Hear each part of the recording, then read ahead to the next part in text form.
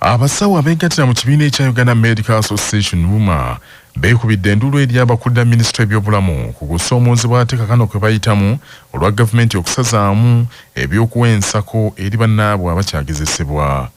Abasawo bennyamivu nti bannaabwe abagezesebwa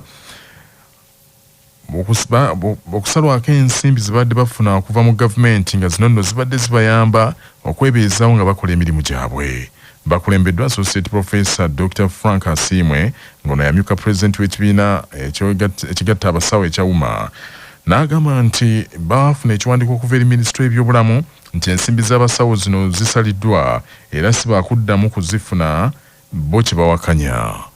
Soka twewuunya basobola batya kutuwulira nga bayita ku social media ebbaluwa sinsayininge teriko letterhead. Ekyokubiri abantu ababeera ku payroll obajjako otya nga tubabadde warning standing orders ziba zeetaaga ekintu kino kikolebwe bwe kiba kyakolebwa nga kituufu abantu bawa warning ya myezi 3. Ate n'ekyokusatu ne tubuuza aba Ministry justification ki abantu bano okubajja ku payroll. Kati bwe twagenze ku Ministry of Health ekibaluwa ne bakyegaana. Tebakyegaanye directly naye ne bagamba tewali official communication. Naye kati twasigadde nga tugamba nti buno obusente si musaala tujjako allowance ng'omuntu ali ku musaala asobola agenda ku tripu ne bamuwa kadi y'emu abandi baziyita stipend. Tekitegeeza nti baba bamusasudde omusaala omulundi gwokubiri kubanga eyo argument emu gye bagamba nti bano abantu already bali payroll ya gavumenti.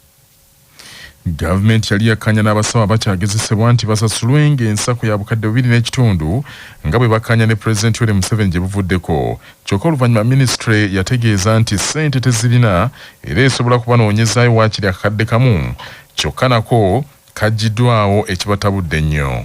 Mu nsisinkano n'akulira ebyobujjanjabi by'ekikugu mu Ministry y'ebyobulamu omumyuka wa President w'abasawo Dr. Asimwe ategeezezza nti abasawo ku mutendera ogwo babayamba nnyo mu kujjanjaba abalwadde ng'ebiseera ebisinga obungi bwe batuukirwako abalwadde mu malwaliro nga n'abakugu tebannabakwatako.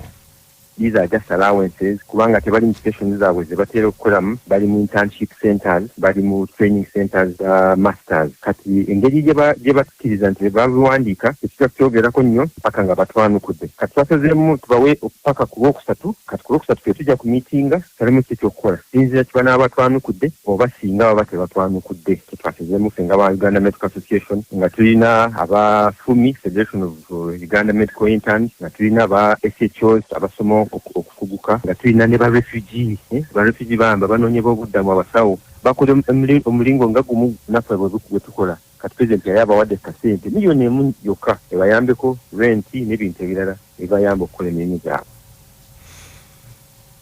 Dr. Lubega Robert akulira abasawo abaamala okusoma naye ne baddayo okuguuka nga bano bayitibwa ba senior house officers agambye nti abasawo abasoba mu 200 be baakosebwa embeera eno era nti abakulu mu Ministry y'ebyobulamu babasuubiza okubawa amawulire amatuufu sabbiiti enejja. Agambye nti wabula kibenyamiza nti omusawo agezesebwa alina okupangisa waasula kuba tebaweebwa we basula okwegulira emmere okwetambuza n'ebirala n'ate nga basuubira okukola omulimu ogwabakwasibwa. Kana Director General w'ebyobulamu Dr. Charles Olaro era n'akakasa mbu bagenda kutuula ensonga zaffe bazitunulemu era bagenda kutuddira mu bunnambiro. Tewali nnyo kyamaanyi kye baatusuubiza. Kyokka Dr. Daniel Kyabayinze Director Ministry y'ebyobulamu avunaanyizibwa ku by'obujjanjabi ebitali bya malwaliro yategeeza nti tebayinza kuba na nsimbi ne bagaana okuziwa abasawo kubanga ba mugaso. Abatuuze n'abamu ku bagoba b'ebidduka abakozesa oluguudo lwa kolasi oluva Empigi okudda e Butambala ne Gomba ne Sembabule beekubidde Endulu eri Ministry y'ebyenguudo ku kizibu ky'ettaka erisusse okukuluguukira wakati mu luguudo buli nkuba lw'etonnya. Omusasi waffe Patrick Serugo alina ebisingawo.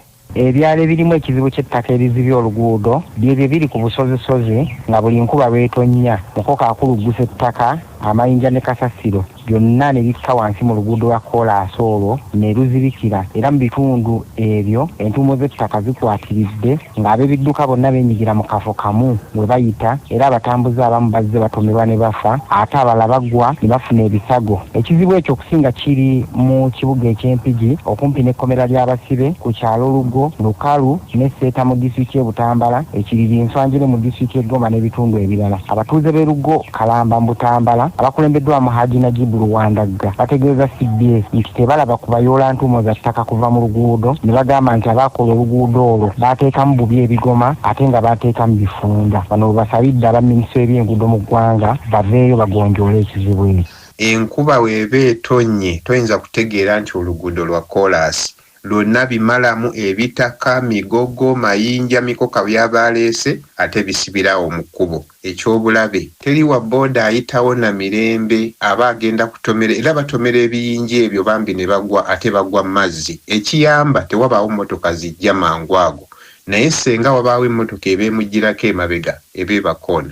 Tulina obulumi ku kkubo lino mukoka asala ekkubo era abantu tebakyalina bye bayita tebaawula kolansi na kkubo na accident zigwawo ennyo olw'okuba nti ekkubo funda abantu tebakyalina bye basobola kuyita tewakyasobola kuyisiŋŋanya mmotoka bbiri. Ye omwogezi wa minisitule y'enguudo mu ggwanga Alan Sempeebwa mu kwogerako ne CBS agambye nti agenda kwogerako n'abatuula ku kitebe ky'ebyenguudo ekisangibwa Empigi. Kakati obuzibu obwo tebwandibadde buzibu gye tuli kubanga tulina ttiimu nnamba ey'Empigi station ekola maintenance. Twogera eddagala mu kaseera kano kwe kujjako ebitaka ebikoze eki oba tugenda kutegeeza ttiimu yaffe ey'Empigi ebeeko kyekola okulaba ng'entuumu ezo ez'ettaka eziri mu bitundu ebyo ziggyibwawo. Supreme Mufti wa Uganda Sheikh Mohammed Shaban Galabuza wabudde abakkiriza bakomye okulowooza ku mpagi ezimu ate ne basulira empagi endala ezaazimbirwako obusiraamu. Bino abyogeredde Kibuli mu kwasa abantu ebintu ebyaguliddwa ku zaka eyakuŋŋaanyizibwa ofiisi ya Supreme Mufti. Mu bintu ebyabakwasiddwa mwabaddemu mmotoka, pikipiki n'ebyalaani nga bino nno byakwasiddwa ba Supreme Card bibayambeko okutambuza emirimu gya ofiisi ya Supreme Mufti. Bw'atyo agambye nti abantu bangi baddiŋŋana okugenda e Mecca kyokka nga bangi ku bano tebasasula zaka so nga eddiini ezimbibwa ku mpagi 5 omuli swala, okuwa zaka, okugenda e Mecca n'ebirala.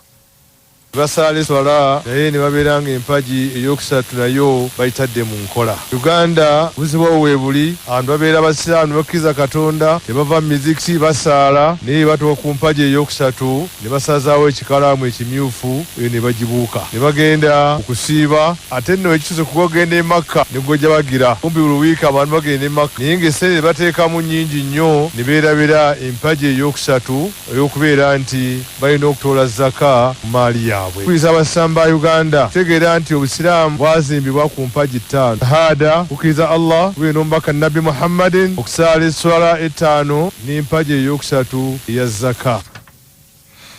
Abakwasiddwa ebintu bagambye nti okutwaliramu bajja kuyambibwa nnyo okukola emirimu gya afisi n'okulaakulanya obusiraamu.